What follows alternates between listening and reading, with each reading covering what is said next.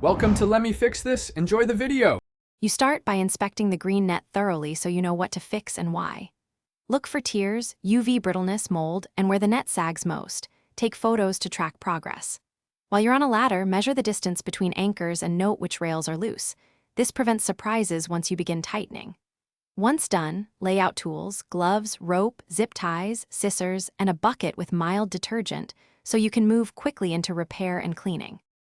You now tackle cleaning and the middle repairs to restore strength. Detach the net from anchors and hose it down, then scrub mildew and grime with a soft brush and mild detergent.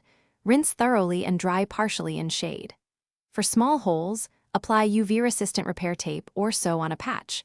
For bigger rips, align edges, stitch or use heavy-duty zip ties, and add a reinforced grommet if you'll re-anchor at that point. Make sure seams are flat. You finish by reinstalling the net with controlled tension so it holds but won't tear under gusts.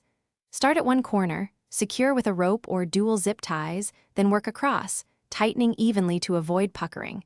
Make double knots and tuck excess material. Trim loose strands, create a small drip path to avoid water pooling, and add extra ties at high wind spots. If the net flutters or creaks after a storm, make sure to add another anchor or tension strap.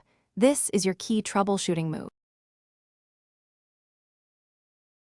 Thanks for watching. If you found this helpful, don't forget to like and subscribe.